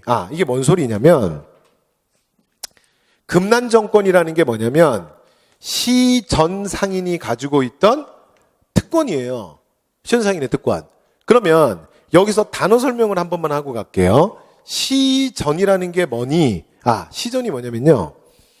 국가가 운영의 주체가 되어 운영하는 공식 시장이야. 다시. 농민들이 물품을 거래하든가 또는 국가가 필요해서 물품을 사고 팔고 할 때 뭐가 필요해? 시장이 필요하지. 국가가 운영의 주체가 되는 시장을 뭐라 그래? 시전이라 그래. 여기까지 됐죠? 그러면 이게 국영상점이야. 국영시장. 그러면 이거의 반대말이 뭐냐면 난전이야. 그러면 난전이라는 건 무슨 말인지 해볼게요. 조선은 처음부터 끝까지 중농억상이거든. 농자는 천하지대 본이고 상업은 말짝이야. 그런데 어차피 필요한 것들은 국영시장에서 운영을 하는 거고, 그런데 국가의 운영 바깥에서 백성들이 자기들끼리 모여서 난잡하게 상행위를 하잖아? 그러면 그걸 뭐라 그러냐면 난전이라 그래요. 그래서 국가의 운영 바깥에 있는 난잡한 상행위 또는 상행위의 장소라고 하는 이중적 의미가 있어요. 두 가지 뜻이 다 있어. 그래서 그걸 뭐라 그런다? 난전이라 그래요. 그러니까 난전은 무조건 불법이라는 얘기가 아니라 국가가 운영의 주체는 아니라고. 됐죠? 그럼 보세요. 나중에 조선 후기 상품화폐 경제가 발달하면서 이 난전들이 성행하게 돼. 그러면서 시전상인들이 상권 위협을 받은 거야. 그랬더니 시전상인들이 어떻게 하냐면 정치권에다 줄을 놓은 거야. 그래서 하나 입법화 시켜내게 돼요. 그게 뭐냐면 금난정권이야. 그러니까 그대로 읽으면 돼요. 난전을 본인들이 금합할 수 있는 권리를 획득한 거야. 이게 금난정권이에요. 무슨 말인지 이해됐어요? 그래서 실제로 조선후기 상품화폐 경제가 발달하잖아요. 그럼 무슨 일이 벌어지냐면 정경유착이 되게 심해지는 거야. 그러니까 경제도 이익이 많다 보니까 이들이 정치권이랑 들러붙는 거예요. 그래서 사실은 정조가 노론 벽파들과 싸움을 시작하기 전에 상황을 파악해 보니까 이 노론 벽파들의 사실은 비자금, 정치 자금이 여기서 다 흘러 들어오는 거야. 그래서 결론이 이렇게 되는 거예요. 시전상인들이 갖고 있던 금난정권을 혁파하는 건 교과서적인 설명으로는 이렇게 돼. 교과서적인 설명으로는 자유로운 상공업 활동을 보장한 거야. 상행위를 활성화시킨 거지. 이게 교과서적 설명이야. 그런데 나중에 여러분 시험을 보시면요. 나중에 기출문제 한번 풀어보시면 제 말이 무슨 말인지 알아. 이 신해통공이 정말 시험에 너무 많이 나와. 정조의 모든 정책에서 신해통공보다 더 많이 나온 게 없어. 그럼 나중에 기출문제 풀다 보면 약간 좀 황당한 생각이 들어. 왜냐면 어차피 조선은 중농억상의 나라고 그 다음 이 상행위는 모든 상행위도 사실은 아니야. 그냥 시전상인한테만 관계된 얘기인데 아니 뭐가 이렇게 중요해서 맨날 나와. 왜 그러냐면요. 정조가 개혁의 절정. 그러니까 정조가 모든 준비를 마치고 노론 벽파를 향해서 칼끝을 정확하게 겨눈다고. 그러면서 이제 본격적인 개혁이 추진되는 그 싸움의 스타트가 1791년이야. 그래서 정조의 재위기는 크게 왕위에 오른 다음에 정조가 준비를 하는 시기와 본격적인 개혁과 싸움이 시작되는 1791년 이후의 시기로 실제로 나누어요. 그런데 정조의 개혁은 안타깝게도 완성되진 못해요. 그래서 완성되지 못하고 1800년에 말씀드렸지만 정조가 갑자기 죽으면서 개혁이 사실은 끝난다 그랬잖아요. 되셨죠? 네, 그래서 완결형이 되진 못해요. 그래서 자, 요 부분은 그냥 눈도장 좀 찍어주세요. 그래서 이게 많이 나오는 게 이유가 있어요. 그래서 아, 그렇구나. 그냥 이렇게 해주시면 될 것 같아요.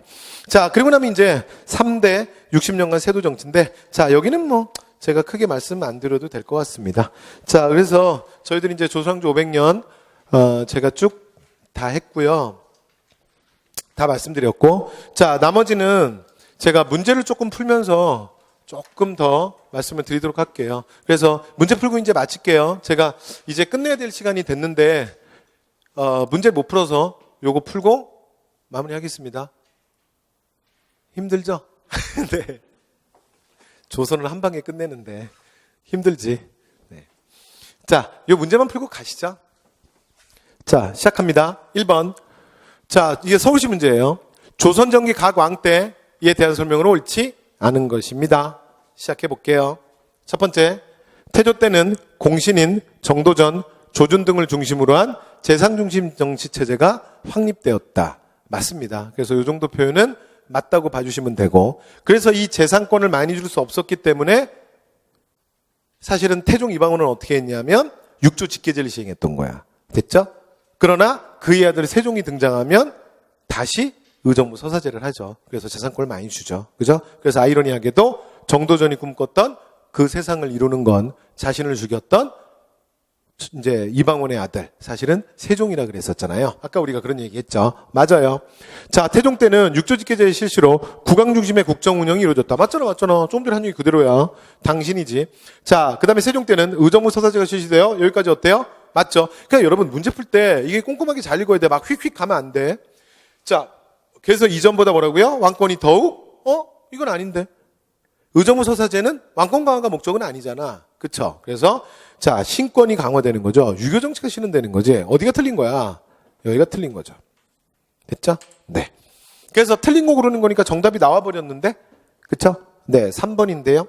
자, 그 다음에 4번 갑니다. 자, 세조는 의정부 서사제를 폐지하고 국왕 중심의 육조직계제를 실시했다. 맞죠?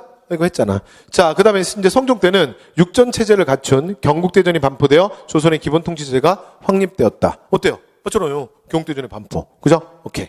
자, 그래서 정답 몇 번이다? 3번이었습니다. 자, 2번 가볼게요. 자, 2번. 그가 시행한 정책이야.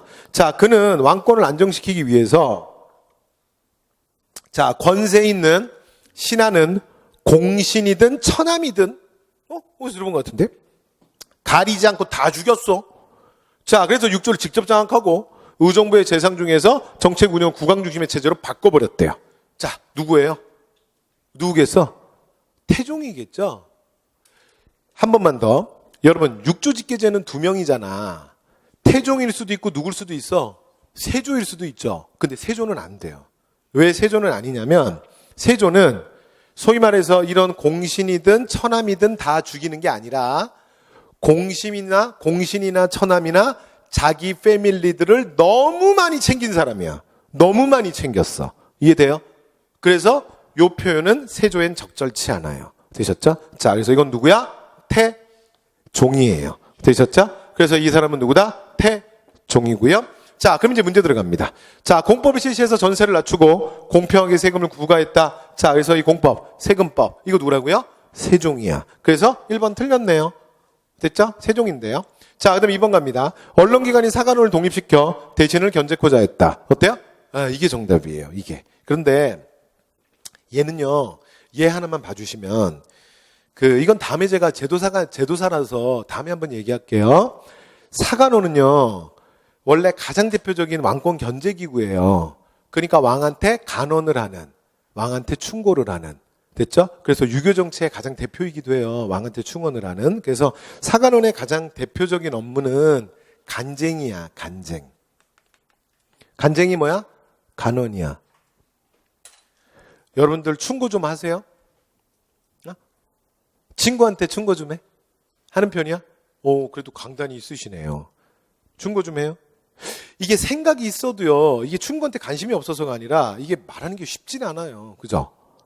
주로 친구들한테 충고하면 듣게 되는 얘기가 뭐야? 듣게 되는 얘기가 너나 잘해라 줘. 너나 잘해라. 그럼 그 말이 아니잖아. 그리고 막 싸우는 거 아니야. 그렇잖아요? 아버지한테 충고 좀 해? 그 딸들은 그래도 좀 괜찮지 않나? 아버지한테 야자하죠? 야자하지? 야자하지? 야자하면 그래도 좀 충고를 하기에 좀 환경이 조성은 돼 있어. 그 남자들은 근데 좀 난이도가 있어. 아버지한테 야자해? 아버지한테 야자하세요? 남자들도 야자하는 집안이 있는데 그 집안 분위기에 따라서. 근데 보통 아들들은 잘 안 하죠. 그러니까 저도 중학교 이래로 항상 아버지 어머니라 그랬어. 그러니까 이게 또 높임말까지 쓰면서 충고하는 거 쉽지 않아. 아버지한테 최근에 충고한 거 있어요? 쉽지 않아요. 그렇죠? 밤 12시가 됐는데도 아직도 안 들어와? 전화 한 통화 없어? 핸드폰을 왜 산 거야? 그때 어머니는 자꾸 나보고 전화하래. 아버지 안 오는데 왜 나한테 전화하라 그래? 그럼 12시가 넘어. 그때 바깥에서 디리디리디리 막 소리 들려. 그래서 뛰어나서 얘기하는 거지. 보니까 확 소리 확 풍겨. 그래서 아들이 한마디 하는 거야. 언제까지 그렇게 살 거야? 지금 몇 시야? 전화는 왜 들고 다녀? 그러다 한 방에 훅 간다. 저 좀 보세요. 여러분 쉽지 않아요. 국왕한테 충고하는 거 어떻게 생각하세요? 야, 아버지한테도 충고 쉽지 않다니까. 하오나 저라 이거 얼마나 듣기 싫겠냐고. 그러면 고려 조선의 국왕들이 어떻게 하겠어요? 당장 끌고 나가서 입을 찢도록 해라. 그럼 끝나는 거 아니야? 그래서요. 아예 이거를 하는 사람들을 만들어요. 그러니까 아무리 국왕이라 하더라도 아무리 재상이라 하더라도 이들의 입을 막을 수 없어요. 되시죠? 그게 바로 대간의 업무, 이 간쟁인데요. 근데 여기 주의사항은 뭐냐면 이게 태종 이방원이거든요. 그래서 따로 기억하셔야 되는 게 사간원의 독립은 원래 사간원의 역할은 왕권 견제인데 사간원의 독립은 왕권 견제가 아니라 대신 견제예요. 이게 태종의 작품이거든요. 그래서 사간원은 왕권 견제가 맞는데 사간원을 독립시킨 태종의 의도는 대신 견제야. 그래서 이게 원래 우리가 알고 있는 거랑 배치되는 거라 얘만 주의해 주시면 될 것 같습니다. 자, 그래서 그럼 태종이 나왔네요. 정답은 2번이고요. 그 다음에 호적사업 실시하고 보법, 이게 군제거든요.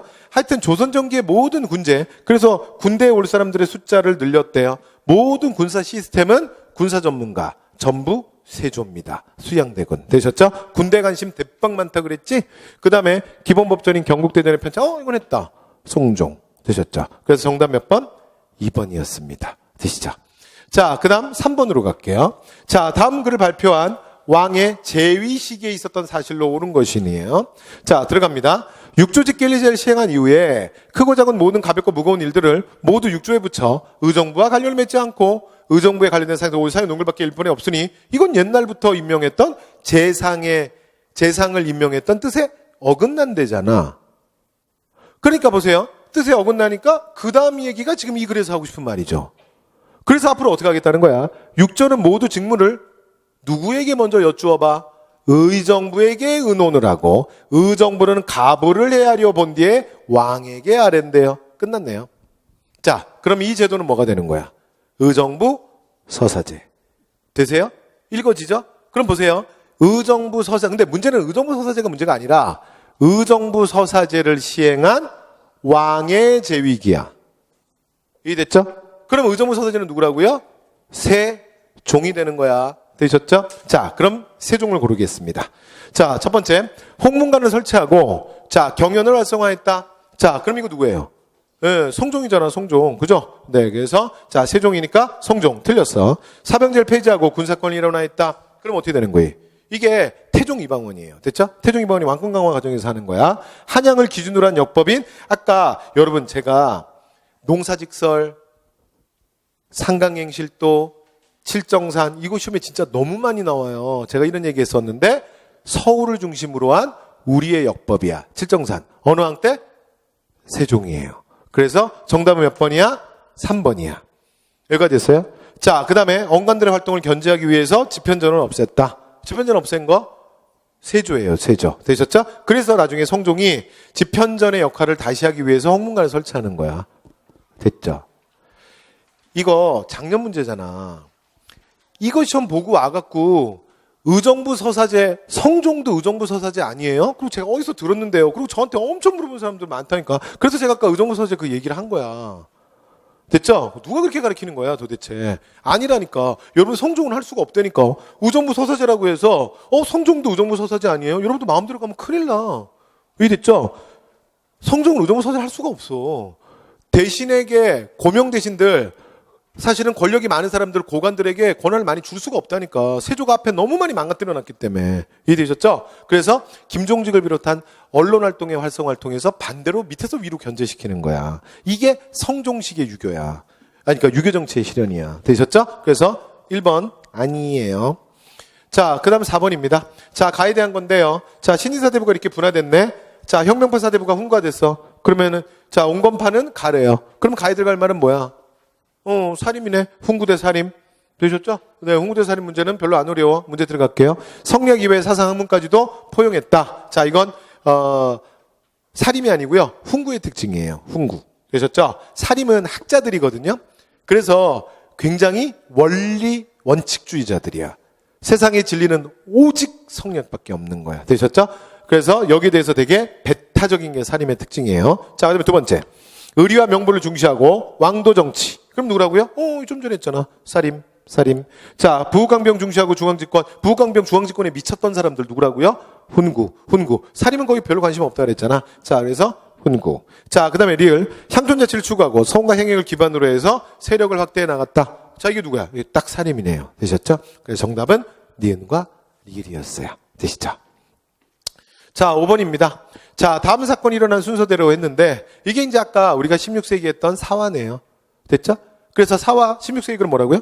연산군 때 무사와 갑자사화. 그리고 중종 때 조광조, 김효사. 그 다음 명종 때 외척끼리의 싸움, 을사사화. 기억나세요? 오케이. 그 얘기네. 자, 첫 번째, 김종주 나왔다. 됐죠? 그래서 무사화네요.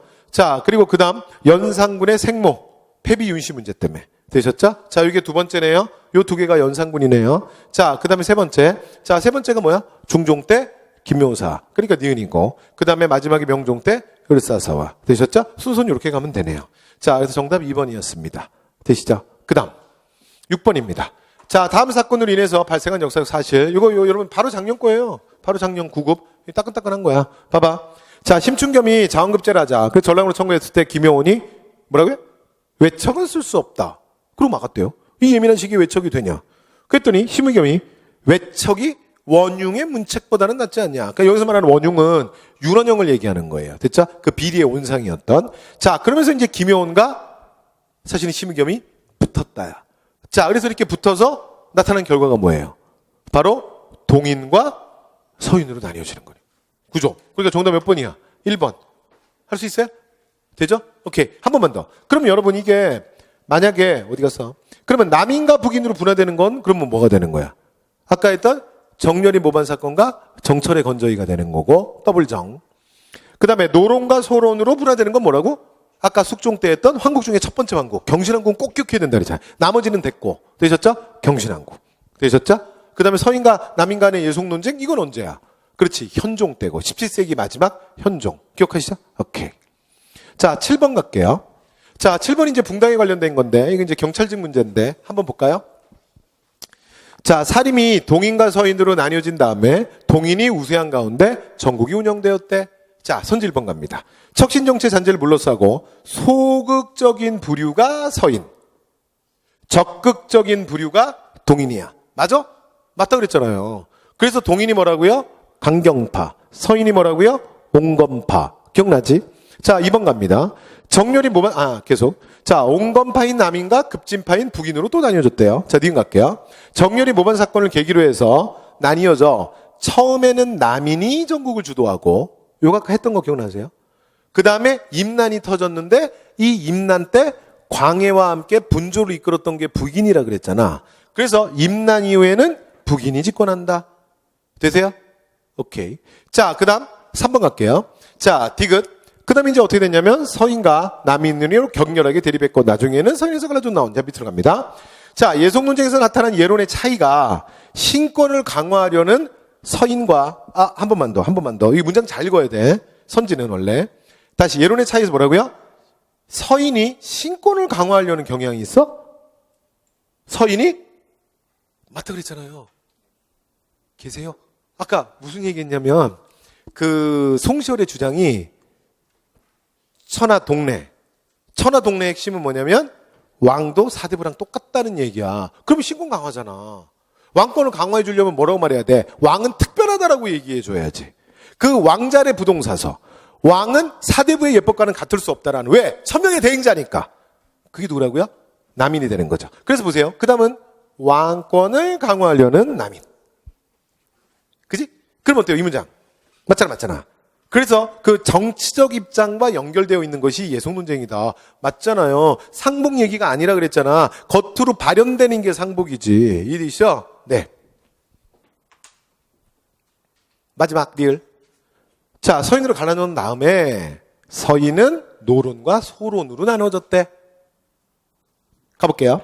남인에 대한 처벌을 놓고 강경한 입장을 고수한 이들을 소론이라고 불렀으며 비교적 온건한 입장을 취한 이들을 노론이라고. 이건 아닌데. 바뀌었지? 강경한 입장이 누구야? 노론이고 온건한 입장이 소론이잖아요. 그러니까 얘네 둘이 지금 위치가 바뀌었네요. 되셨죠? 근데 문제는 틀린 거 고르는 거네. 그러니까 정답 몇 번? 4번입니다. 되셨죠? 네. 자, 8번 갈게요. 가인물에 대한 거야. 일단 가인물이 누구지 알아야겠지? 자, 갑니다. 가인물에 대한 설명으로 옳은 걸 고르래요. 자, 가는 내가 비록 부도덕하더라도 일국의 국모 노릇을 한 지 여럿이. 이 여자, 이거 여잔가 보네. 말하는 사람이 여자네. 그런데 국모래. 그럼 왕후란 얘기야, 왕후. 자, 국모를 한 지가 여러 해 되었는데 이 가라고 하는 사람은 선왕의 아들이래. 그러니까 선왕이라는 건 이전의 왕의 아들이라고. 이해됐죠? 선왕의 아들이야. 그런데 나를 어미로 여기지 않을 수 없는데도.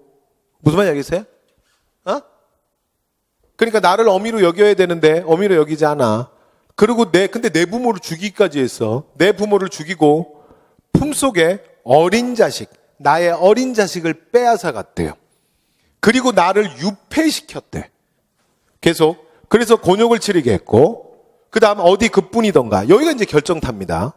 자, 중국은 우리나라를 다시 일으켜준 이 중국에 대한 은혜를 저버리고 속으로 다른 생각을 품고 오랑캐에게 성의를 베풀었어. 그럼 여러분 이 자 누군지 아시겠어요? 네. 쭉 읽다 보니까 이 가는 누구야? 광해죠. 그럼 지금 이렇게 막 분노의 글쓰기를 하고 있는 이 사람은 누구야? 그렇지, 유폐당했던 그 선조의 나중에 부인이 되는 임목대비인가 보다. 그죠? 이렇게 되는 거지. 자, 그래서 이제 가는 광해고요. 그럼 이제 문제 들어갑니다. 자, 광해군 때 대동법을 자 경기도에서 처음 시행했다. 여러분 나중에 이거 뒤에 할 건데 이 대동법은요 진짜 시험에 너무 많이 나와. 조세 전체 다 통틀어서 경제 파트 전체를 다 싸잡아서 대동법이 전체 일이야 출제. 그리고 경기도에서 광해가 처음 시행한 거 있죠? 1608년. 정말 너무 많이 나와. 그래서 광해 때 대동법을 경기도에서 처음으로 시행했다. 완전 중요해요. 되셨죠? 네. 노트에 하나 찍으시고. 그 다음에 명과 후금 사이에서 신중한 중립외교를 베풀었다. 이건 좀 전에 계속했잖아. 당신이지? 디귿. 백두산 정기배 세워 중과 국경선. 여러분 이게 언제냐면요. 이게 숙종 때예요. 됐죠? 그러니까 이제 그냥 보시면 돼요. 그 다음에 관리들에게 신원패를 차고 다니게 했다. 이게 신원패가 뭐냐면요. 그 궁에 들어가잖아? 그러면 공무원들이 목걸이를 하나 차. 앞에서 뭐 패를 차. 근데 그 내용이 뭐냐면 입 조심하자. 몸 다친다. 뭐 이러고 쏘고 다니는 거야. 왜 되세요? 야, 그러니까 뭐야? 뭐 어떡하는 얘기야? 입 열지 마라. 입 열지 마라. 죽는다. 뭐 이런 얘기 아니에요? 야, 무슨 왕이 이런 걸 차게. 또라이네? 그런 또라이 국왕이 있어요? 있어요. 되셨죠? 누구야? 연산군이야. 연산군 말고 누가 이 짓을 해. 되셨죠? 그래서 관리들이 입궁하면 하도 하오나 저나 이게 하도 많으니까 나중에는 입을 다 틀어 막아버려요. 이게 신원패야. 되셨죠? 자, 그래서 정답 몇 번이다? 기억과 니은 1번이네요. 자, 9번 갑니다. 자, 다음 정책에 대한 건데요. 자, 속대전을 편찬해서 법령을 정비했다. 여러분, 제가 아까 말씀 다 못 드렸는데 이게 경국대전의 속편이거든요. 여기 이제 속대전인데 이 속대전은 영조.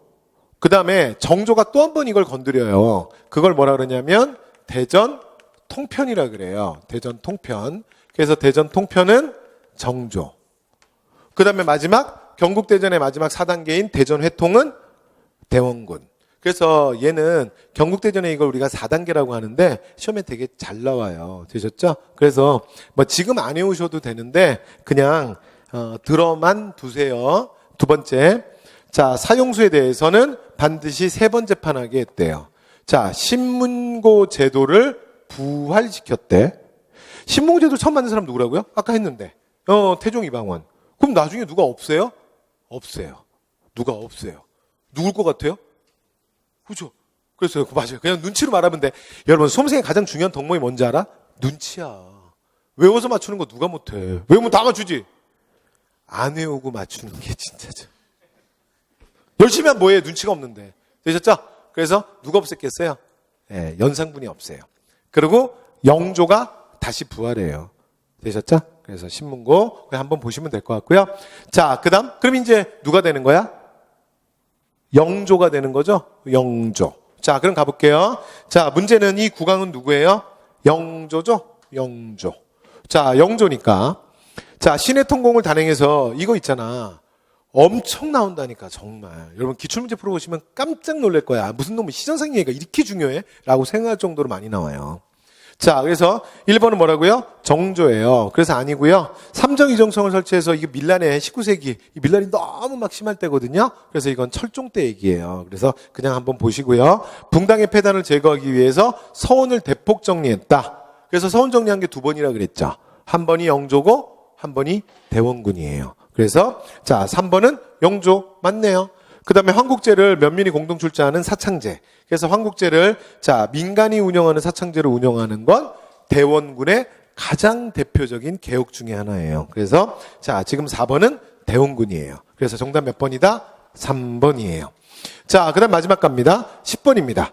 자, 국왕은 자, 왕위의 즉위한 첫해 맨 먼저 도서 집성, 중국에서 도서 집성 5,000권을 연경은 베이징, 북경의 옛 이름이에요.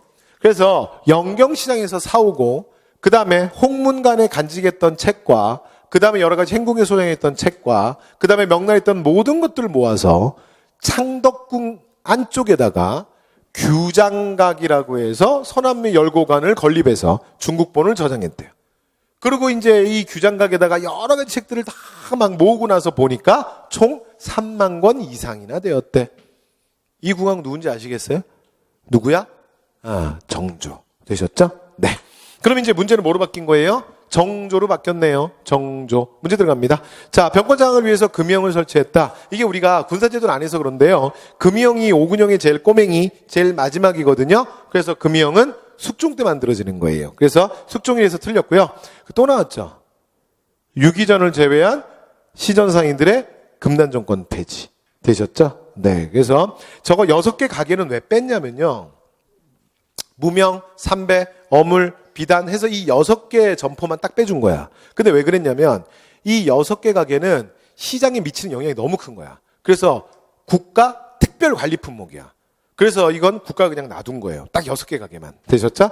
그리고 나중에 여러분 한국사 이렇게 공부 좀 하고, 좀 시간이 지나서 공부 좀 하고, 문제풀이 좀 하고, 그럼 있잖아. 이게 자동으로 되거든? 유기전을 제외한. 요런 문장이 나오잖아요? 그럼 항상 이게 눈이 꽂혀요. 그러니까 저런 게 되게 많거든요? 저거 갖고 맨날 장난쳐. 공무원 시험이 수능에서는 절대 문제 저렇게 안 내. 근데 공무원 출제자들이 너무 좋아해. 그래서 유기전을 제외한. 요걸 딱 어떻게 바꾸냐면 유기전을 포함한 이렇게 되는 거예요. 그러면 이게 순간적으로 빨리 읽다 보면 휙 넘어가거든요. 망하는 거야. 이해됐죠? 네. 그래서 나중에 하시다 보면 제가 무슨 말인지 알 거예요. 자, 그래서 특검 폐지했다. 맞네. 정조. 아, 어디 갔어? 자, 그래서 이게 뭐라고요? 아, 지금 옳지 않은 거 고르는 거구나. 그래서 정조 맞죠? 그 다음에 통치규범을 재정리하기 위해서 대전 통편. 아까 얘기했는데 속대전은 누구라고요? 영조. 대전 통편은 누구라고요? 정조. 이렇게 되는 거야. 그 다음에 당하건 관료의 재교육을 위한 초계문신제. 그래서 내가 스승의 입장에서 내가 당신들을 가르치겠다. 그래서 정말 당대 최고의 학자로 군림했던 엄청난 학문적 성취죠. 그래서 정조의 권위는 거기서 나오는 거야. 이 학자의 나라에서 내가 학자를 가리키는 학자라는 거예요. 그러면서 당신들이 말하는 걸 끝까지 말해보라야. 그러면 내가 스승의 입장에서 무엇이 옳고 그른지를 내가 판결해 주겠다. 이게 바로 정조의 준엄한 탕평. 바로 줄론탕평이에요. 그래서 그 마지막 절정기에 가면 정조가 원래 호가 홍제거든요.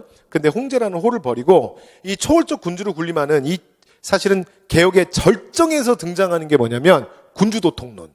바로 만천명을 주인홍이에요. 그래서 호를 만천명을 주인홍으로 바꿔요.